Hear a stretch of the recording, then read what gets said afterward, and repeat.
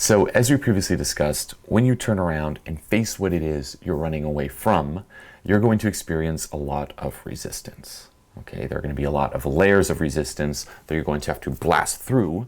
And what I thought we could do here is crack into some segments that really illustrate how resistance will show up, and it can be extremely subtle, and how to go about it so that you just keep going deeper and deeper and deeper into what it is you actually fear, blasting through those layers, as opposed to just staying stuck on the surface. Okay, if you follow the trail of whys, for example, let's just say you fear rejection. Okay, I fear rejection. Why? And this is a trap I see everyone fall into, where they just stay stuck justifying what they previously said. I fear rejection. Why? Because it doesn't feel good. Why? Because I got rejected. Okay, you're staying at the surface going in circles as opposed to sinking into it. I fear rejection. Why? Because it makes me feel like I'm a bad person. Okay, and why is that scary? Because if I'm bad, I could be abandoned and end up alone. I fear being alone. Okay, and why? Keep on going deeper and deeper and deeper. So always ask yourself, are you justifying or going deeper? Another more subtle way resistance will show up is, I don't know. Why? Just because. I don't know. And by saying that, you immediately block yourself off from receiving the answer. Okay, you have to be willing here. You have to be in a state of openness and always ask yourself, what is beneath this? Let's just keep sinking into it more and more and more. Due to previous experiences, I'm trying to please him and in order not to lose him, because I was hurt in the past, and I feel like back then I didn't take the responsibility, and I didn't do anything against it, and now I'm trying to not let things go into that way, so I'm trying to do everything in order to please, and yeah, I'm repeating myself. That's fine. Okay. I'm trying to explain. It's not that. What happens if you stop pleasing him? So she came to this event with her boyfriend. This is in Amsterdam, and they live in Germany. And she bought him the trip out to the event for his birthday, okay, in order to please him.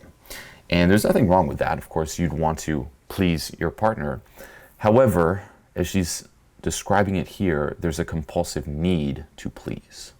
Okay, so it's not this genuine coming from a place of inspiration. It's compulsive coming from a place of desperation. I must always please him. I must always keep him happy, or else. Okay, or else what? Let's go deeper here. Okay, what happens if you stop pleasing him? I'm afraid of, I don't know what I'm going to do with myself if I would lose him. It's not about a life being... Well, let's dive into that. Let's dive into that. Say you lose him. Well, if I stop pleasing him, I may lose him. You know? Okay, well, what happens if you lose him? Deeper and deeper and deeper. What's so scary about that? Now what? First thing that pops in. He's gone. He's like, it's over. It's, falling back into depression.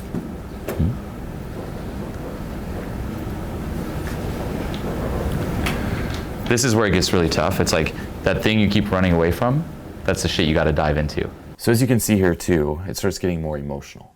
You know, it's, I fear not pleasing him. Why? Because I fear losing him. Why? And more keeps coming up.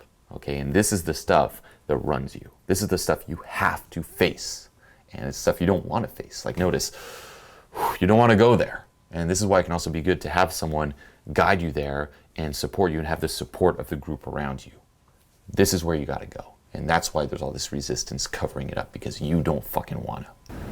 You know, the pleasing is like, of course you'd want to please like whoever you're with. It's fucking awesome. Like that's what you should do. But it's like, if there's always that little need, it's like you'll never get rid of that little worry. It's like you could be happy as, like you, I mean, you guys look fucking awesome together. It's like, you know, you're both there happy, you're here, you brought him here on his fucking birthday. It's like, fuck yeah.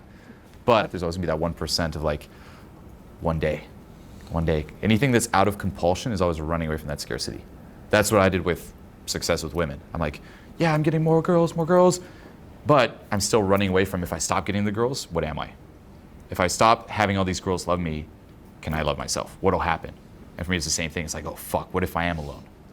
You know, it's like that we have huge fear, like some of the comments like fear of being alone, fear of abandonment, fear of being bad, fear of being wrong, et cetera, and that's where all of our attitudes and behaviors grow, and that's like the tough part. That's what you got to like dive into, no matter how traumatic it is. I started, not seeing myself, not being the thoughts, and then it was totally clear for me, and then I just stopped being from one moment to the other, and everything was fine. And then now I feel myself falling back into this pattern, just because. So what's the pattern?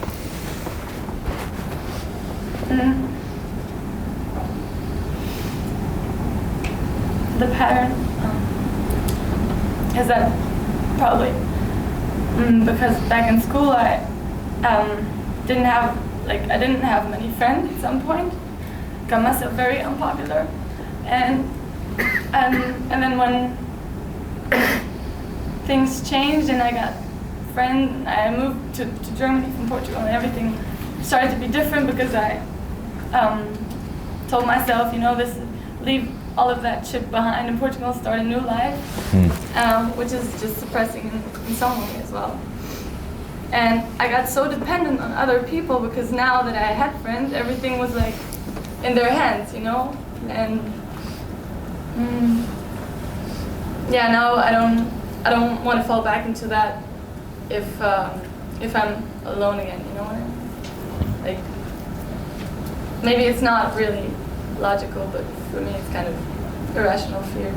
No, it is logical. It's like we all want approval. Like we all lacked approval. We all felt like we didn't get enough, especially again depending on the environments you were in. It's like, say you were bullied or like you didn't have many friends. It's like you crave that approval, but then it's like you start getting it, it's never enough, and as soon as you have it, there's that fear of losing it. So let's dive into the fear of losing it. What would be like one of the scenarios where it's like the most painful of losing it, or the most painful just being alone? So again, it's asking that, what would be the worst case scenario? What's the worst thing? A great way to just keep going deeper into it. You mean? Say in Portugal, before you moved, like the first scenario, the one you just don't want to go and re-experience. It was probably not just not having real friends at some point, but it was more like falling for a guy that at some point just rejected me when things got more serious, and I wanted clearance, and I wanted something to rely on, and then things just broke up completely. And why did they break up? How did they break up? I don't know. At some point, he just said this. He didn't want anything serious, and he was probably just feeling like pushed into a corner and stressed out and under pressure. And how did you feel after he left and after he said that? Not worthy of being in a relationship, of getting love, or having people tell you that you're great or that you're worth of receiving love. So going deeper here, it's not feeling worthy of being loved. I fear not pleasing him. You can stay there and focus on that, but that's still surface. Go deeper. I fear losing him. I fear not being worthy of being loved. What else? Keep going deeper.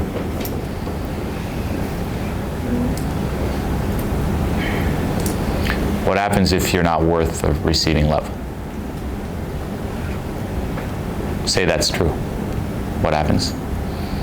I probably won't believe that if I tell myself I am worthy, I really am, What if you're not worthy? Why is that bad? Why do you need to be worthy? To love myself, to be okay with that and move on with life, and it's just in the way,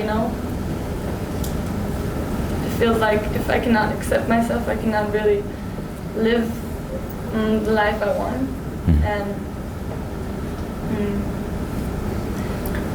but I don't know how to. So the first thing here is to realize that if you need others to accept you first in order for you to accept yourself, it'll never work. Okay, because it depends on something external. You're not free, you're bound to the approval and acceptance of others, and it also reinforces you're not good enough to begin with. You need that acceptance in order to be good enough, in order to accept yourself. So that strategy is flawed, but those sensations right now that she's experiencing, that's what we have to dive into. That's what we have to release and do the process with. Okay, you always have to go deeper. You always have to get to the cause. Because it's easy to think, you know what, I always feel like there's the need to please my partner in my relationship. Let's release that. And that's good. It's better than ignoring it and just putting your head in the fucking sand. But you got to go deeper to the source, to the root. Okay? And you can see how you don't want to go there. There's that resistance. And as soon as you do, shit starts getting emotional. There's like, oh my God. That's what you got to tune into. You got to release here that fear of not being worthy of being loved, of not being accepted. What if that's true? Let go of that. I have like really great like work ethic, and when I got into the game, I was like, fuck yeah, I can express myself. Because I came from a lot of like social anxiety. Like I couldn't even fucking talk to cashiers. So you know, I would feel fucking shitty. And then like when I did my first approach, it was like, fuck yeah, it was so amazing. And I just keep sort of riding that wave. You know, at the different hot seats, versus BIM, shift. Like it got me to like an amazing place. Below my social cycle, I had a couple of girlfriends that were really, really good. So I've been like making money from some promoting, right? Just bringing some girls into the club. And then at some point, I just like stopped. And the same with relationships. It would go to a really good point where like the girl was amazing and she's really understanding about game, about everything. I would just go cold and wouldn't answer. Like completely, and then so let's dive into that, because I like this, it adds context, but it's like always go deeper, because it's very easy to like think of an example and they're like, oh, and there's also this and there's this and there's this. Why? Repicture it, that one scenario, say you're with that girl, everything's going well, she's super understanding, really likes you, you go cold. Why? So what he did here is he identified the pattern, you know, the pattern of self-sabotage. He's like, hey, I've realized that in all these areas of life, I progress, but then eventually I just kind of, give up. You know, if I get in a relationship and something starts going well, eventually I just go cold and let it fall apart. Okay, now that's good. However, one of the ways that resistance will kick in is it'll get you fixated on this pattern. You know, where you're like, well, I self-sabotage here, but I also self-sabotage here, and I also self-sabotage here, and here, and here, and here, and here, staying on the surface. Versus sinking into it. It's like, cool, you identified the pattern, now let's sink into that. Why? You know, instead of just thinking of more times and more examples, sink into the why. And don't give me the right answer. I want the real answer, the first thing that pops up. Because that's what we do. It's like the answer actually pops up. We're like, is that okay to say? No. What's a good answer that people would approve of? Fuck the good answer. What's the real answer? Picture it. I think the girl loves you. She's there. You go cold. Why? I know it's like it's just not worth it anymore. It's all not worth it anymore. I just like can't feel like that. Okay, maybe it's like why? not accepting of the success is like, you know what I mean? When it comes, I'm like, instead of riding the wave further, I'm like, fuck it all. Who cares? Why? I don't know, because I like to think, well, my personal take on it is like the whole like, it's not worth it. It's just an excuse, but that's not the real reason. Similar to a lot of guys in interactions, it's like it's deserving. Like the feeling of like, I'm not good enough to have it all and to have all the success. That's it. I need to work on this and this and this and this and this. That's fucked up. That's fucked up. Always like find some reason of, okay, that's like that area is amazing in my life, but that's not the point. Yep. That's not the point. That's not the point. That's not the point. So notice here too, you know, with resistance, it's not worth it. You know, it's not worth it. Go deeper. It's because you don't feel deserving of it. The it's not worth it is what's covering the real thing. And this sense of deservingness is huge, by the way. When it comes to self-sabotage, it's because you don't feel like you deserve it. And yeah, I think, and then from that I would like rationalize not calling the fucking person, not reaching out to them, like going completely calling them. Yeah. So why are you not deserving? Afraid to explain, like. Why are you not deserving? You're staying on service. Why are you not deserving? Notice how's that tendency to just keep talking about it, staying fixated on one level. Go deeper. Why are you not deserving? Let's stay on that one example with the girl. Why are you not deserving? Why are you such a piece of shit? Same question. I don't know, man. It's. Be honest. It's like shit. And it's not beating yourself up. It's like, it's being true. Because there is that belief. If you don't think you're good enough, you think you're a piece of shit. Why? Be real for once. You know you're a piece of shit. Let that voice come out. Don't fake it. Why are you a piece of shit? And the reason I say piece of shit so much here too is to really trigger something. I want to bring those sensations out.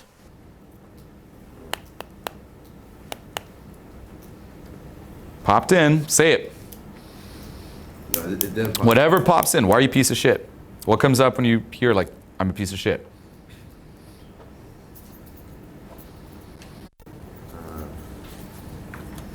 So something was triggered here. You know, it's like piece of shit. Ugh. But then immediately, you try to stuff it back down. And that's how a lot of resistance will work. You know, something will maybe come up and then immediately, you stuff it back, you suppress it again. And this is a great benefit of just having me there and this crowd there is I take away that option. I'm like, no. I saw it pop up for a fucking millisecond. Don't stuff it down. Let it out. Okay, again, I take away that option of suppressing it again. I don't know, but it's the thing that like I let down a lot of people in the past. Okay, now we're getting somewhere. Who did you let down and how? Right. This is the process you have to go through, by the way. It's like sitting like this and like blasting through that resistance because you have so much resistance. Like, well, there's this thing and this thing. It's like deeper. I guess deserving. Deeper. Here's like deeper. The problem in my mind is when I started university and I wanted to study one thing, which is acting.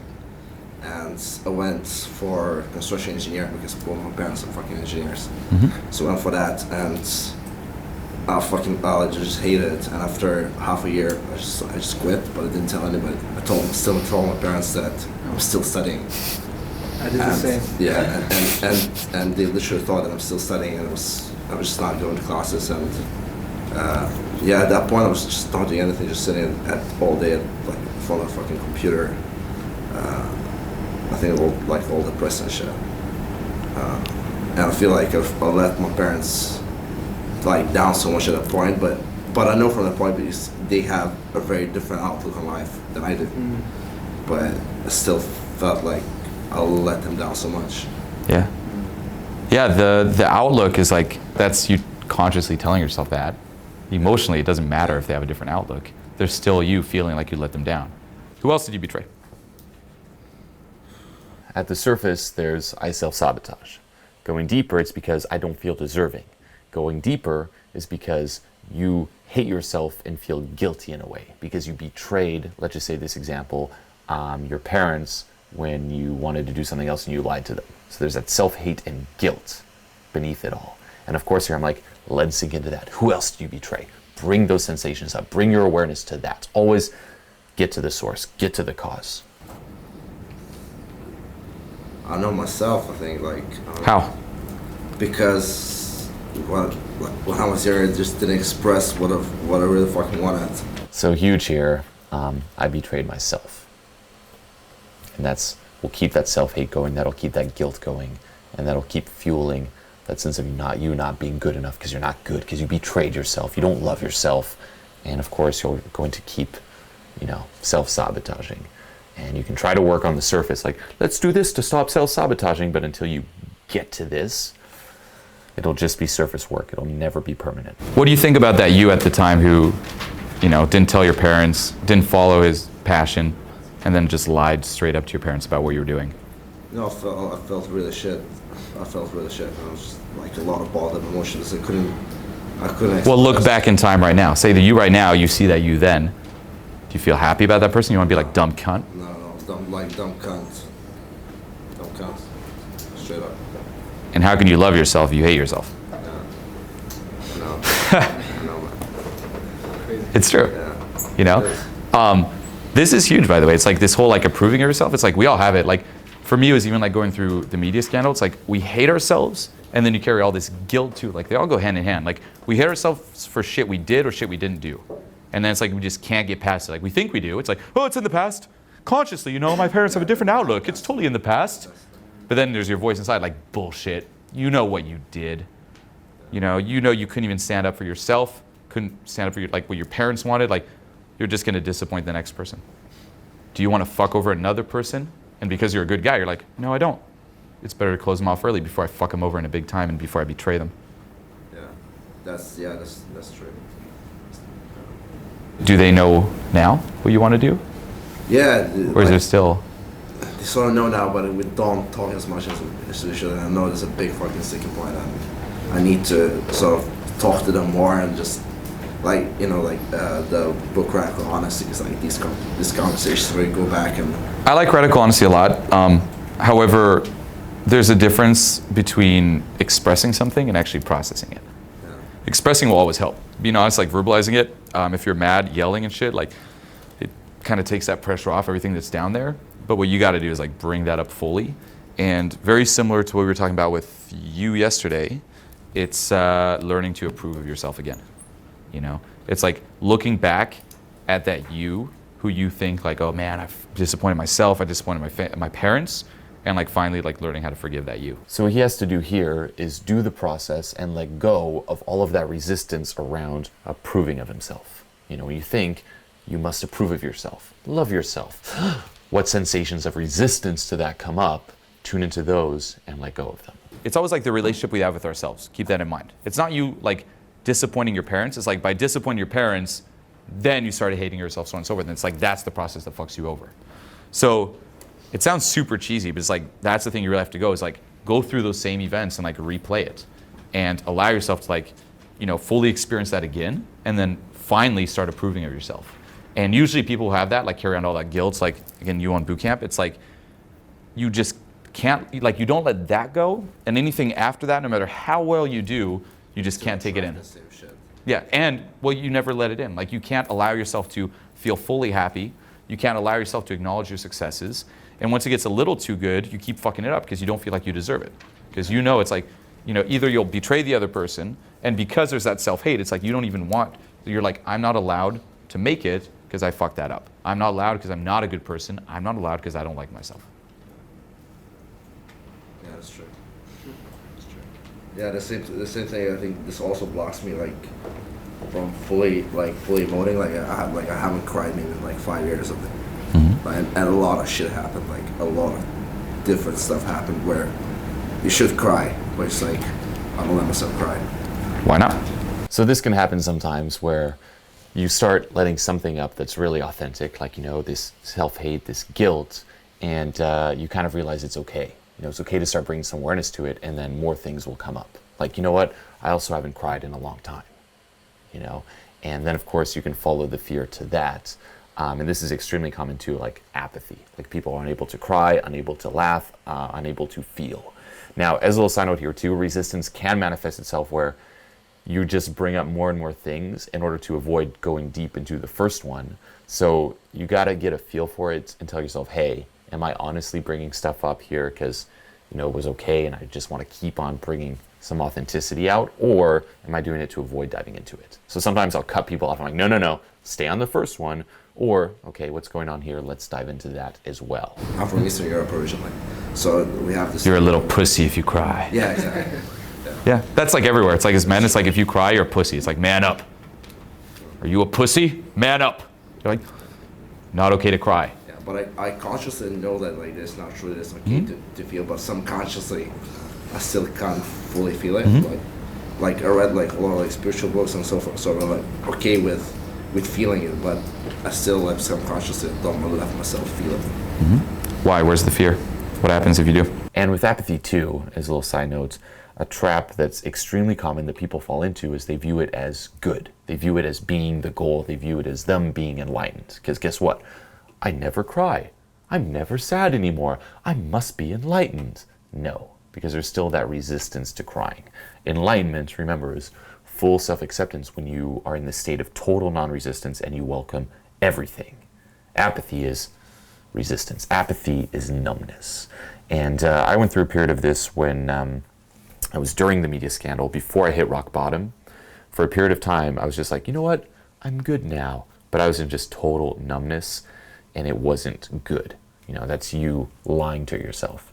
Because things would just keep getting worse and worse and worse. Until I hit the rock bottom, it was, you know what, here is fine. And then it just got worse and worse, and disappointment after disappointment. After a while, I was like, you know what, fuck it. And you just kind of give up. And you think it's, oh, I gave up. But no, that's just you going numb to it. And that's you, again, abandoning a huge part of yourself. And the more you do that too, the more you realize you're going to start abandoning other emotions, like even happiness, to the point where you just don't even fucking feel. Just full apathy. Not just crying, but just everything. You're just, you know, a shell of a person. And, you know, that's not enlightenment. That's not what you're after. You need to sink into the resistance around feeling. What's so bad if you cry? What's so bad if you laugh? What's so bad if you feel? You know, you're here to feel. Life without feeling is not life. You're here to have that contrast and that range of experiences, you know. So develop that empathy with yourself. Let go of that resistance. Tune into what comes up when I say feel, when I say experience negative emotions. Let go of that.